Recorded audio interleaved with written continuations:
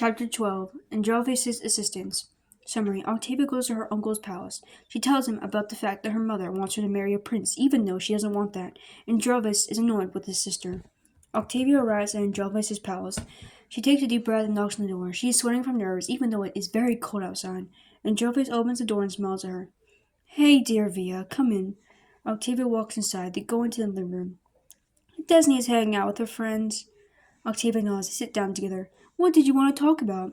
Octavia takes a shuddering breath. My mother, she wants me to marry a prince. Andrealphus looks upset. What? Octavia tears up. I don't want to get married, Uncle Andy. Andrealphus nods in understanding. I know you don't. We're going to get through this. Octavia nods and sniffles. She wipes her tears away. Thank you, Uncle Andy. Andrealphus smiles. Of course, Via. Anything for you. Octavia fidgets with her hands. Via, did you meet the prince?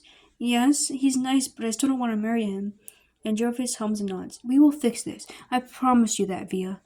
Octavia smiles softly. I know that I could count on you. Andrealphus chuckles and rubs his neck. Well, that's what uncles are for. Octavia hugged herself. I can't believe that my nightmare is coming true. Andrealphus puts his hand on her shoulder. Hey, everything is going to be alright. Don't worry. Octavia takes a deep breath. I hope that my mom doesn't find out that I'm gone. Yeah. She taps her foot on the floor, and Andrealphus can't believe that this is happening to his niece.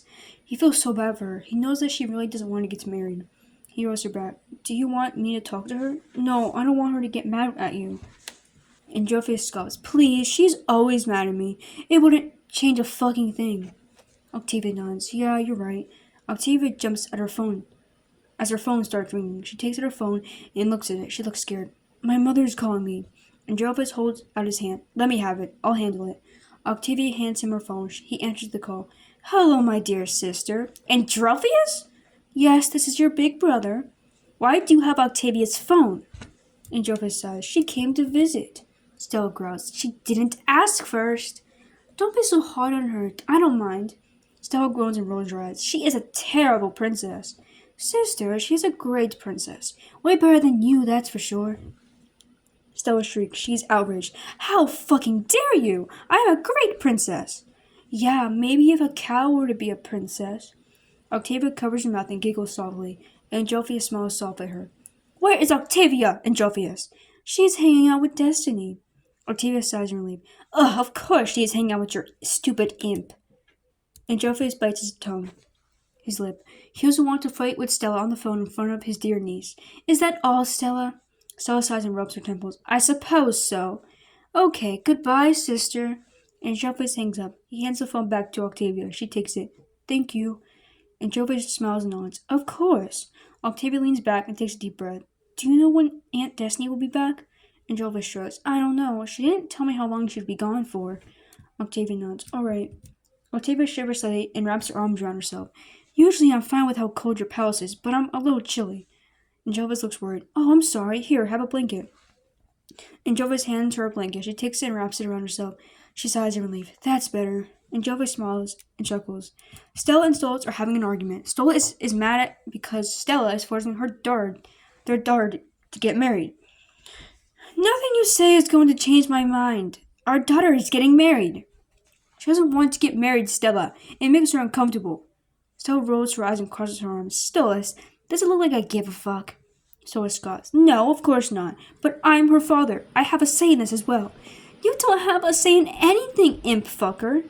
Stella growls at her. I hate you. Stella smirks. The feeling is mutual, Stolas. Besides, Prince Charles is perfect for her. He is such a gentleman. He will help Octavia learn how to be a proper princess. Stolas rolls his eyes. She is a proper princess, Stella.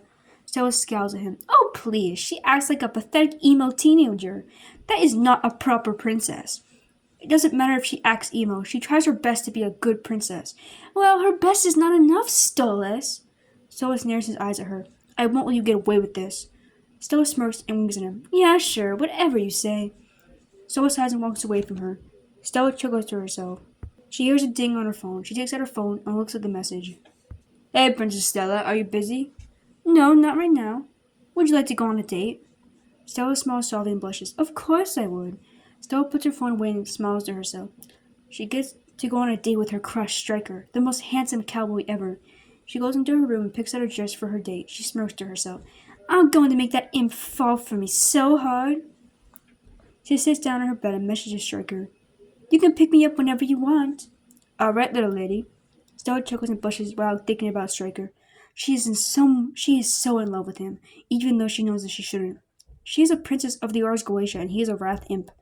It shouldn't be a thing, but she can't help herself. She loves the imp very much, no matter how hard she tries not to admit it to herself or anyone around her.